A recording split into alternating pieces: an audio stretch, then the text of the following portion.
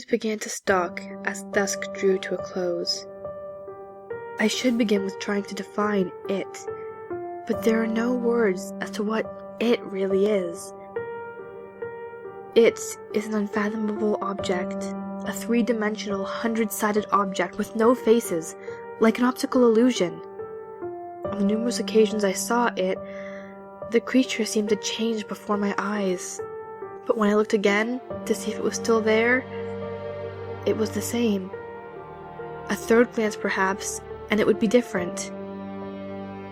There was no reasonable explanation, no logical conclusion I could jump to as to what it was. But it always came. It never missed a night, not once in over 2 years, even when I was out, maybe crashing at a friend's or working the late shift. I could still see it, or what I thought was it.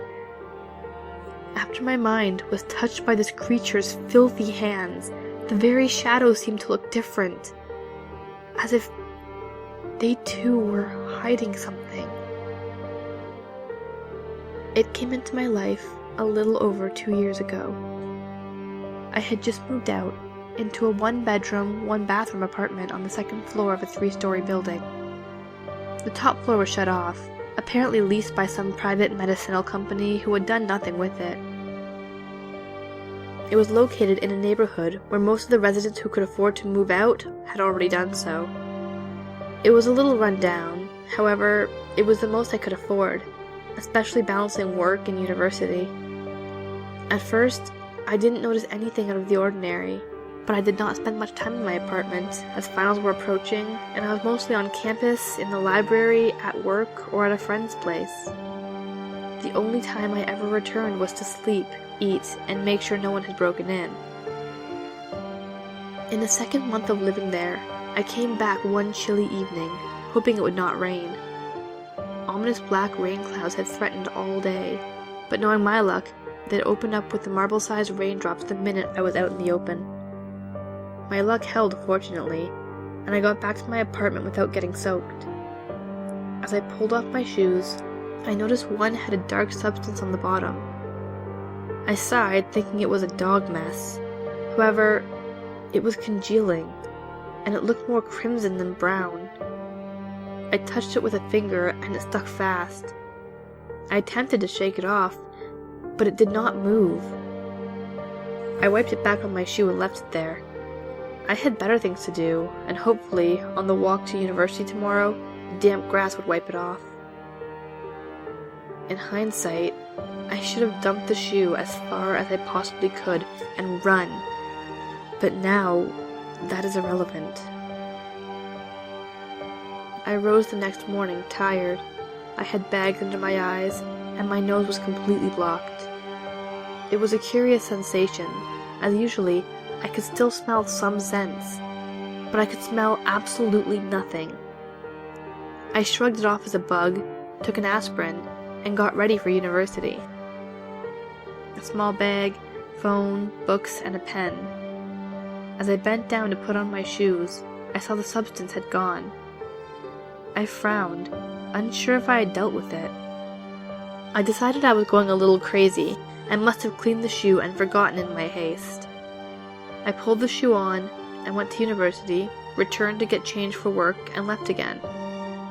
I did not return until the next morning, to get cleaned and changed, and it was then I noticed the atrocious smell, somewhere between rotting meat and the public toilet that was down the street from my apartment. I opened the door and retched. The smell had perforated every single item, every molecule of air that it possibly could, and it had ruined all my personal items. I felt furious, but also a little apprehensive as to what could have caused such an unnatural smell in just over a day. As I investigated, it seemed to lessen and disappear. I smelled all my clothes and bedsheets. Nothing remained of the putrid stench, and I put it down to a passing smell. It was that night I got my first glimpse of it. I woke. I had no reason to. I could feel a presence, something watching me. I carefully clicked the lamp on. Nothing. I decided to get up and run myself a glass of water, and it was there. I stopped dead in my tracks. It was standing in the kitchen at the bench. It turned towards me, and I stood there shocked. It took a step towards me, and I stood there bewildered. At this point, it looked vaguely humanoid, and I assumed it was a burglar. I snapped out of my trance and looked around for anything I could defend myself with. I found my torch. My father gave it to me when I was 18. It was a solid half-meter long, and more like a baton than a torch. I clicked the torch on, and it gave an inhuman screech. And that was when I first knew it wasn't human. I wondered how the neighbors didn't hear it, but I assumed it was blocking the noise. It ran at me, colliding, and clumsily reached for the torch. I tightened my grip, trying to bash it, but it had strength in those seemingly skinny arms. As I looked at the torch, then back at the creature, it changed. It was now covered in fur, matted, oily fur, and was more ape with thicker arms and legs. It wrestled the torch away from me, clicked off the light, and laid a delicate finger under my chin. His game. With that, it disappeared. I woke the next morning in bed, with blood dripping from a wound on my head. I did not recall getting it. However, it was definitely there. I bandaged it and took a painkiller before trying to recall what it was that earned me the cut. I could not remember the creature that had invaded my home. As I went on through the day, feeling more and more tired with each passing moment, the wound started to burn. I constantly scratched it, but only succeeded in inflaming the cut. I returned home, fully intending to just crash in bed, when the wound stopped hurting, and the tiredness disappeared. The air in the apartment seemed stale, and I sensed a presence, but there was no one there. I made myself a quick dinner and retired. I woke again. The wound was throbbing, almost unbearably so. I got up, stumbling to the kitchen, mind focused solely on getting painkillers. It was there again. It now had a shorter body, only one arm, and a head with two faces. It grinned, a leering gesture that shook me to my soul, and I fled, instinctively, knowing that it meant me harm. There was no point. It caught me. Every day for over 2 years, it would hunt me, put a finger under my chin, and grunt. His game. After over 2 years of this, I was almost mentally unsound. I stopped working as frequently. My body was covered in more lacerations than I could count. My friends stopped inviting me over so regularly, as I always seemed to wake screaming.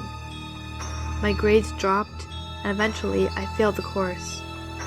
So much for becoming a psychologist.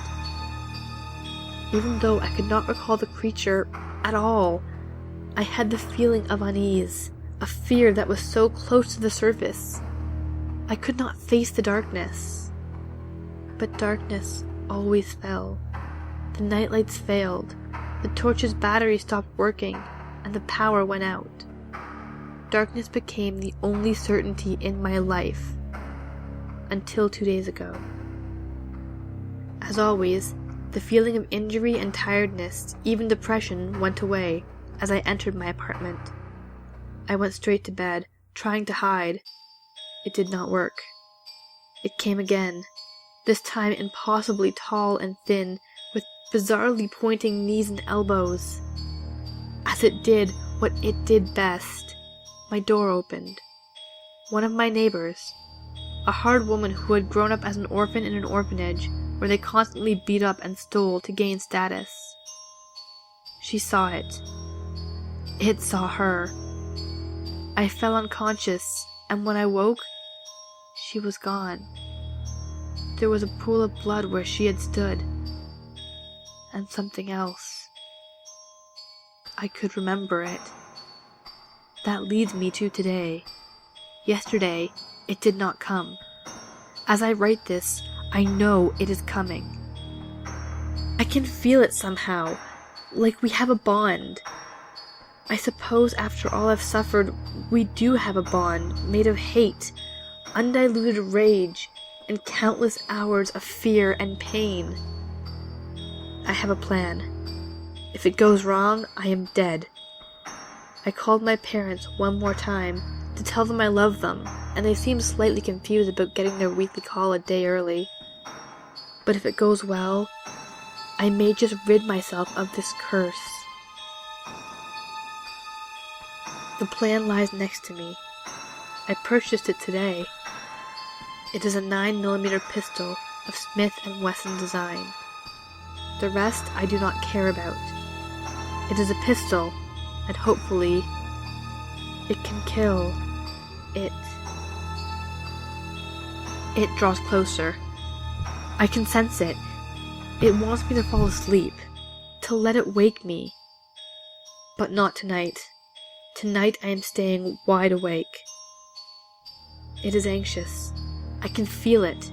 It doesn't understand why I'm not asleep, but it's curious. It wants to know why I'm not frightened tonight.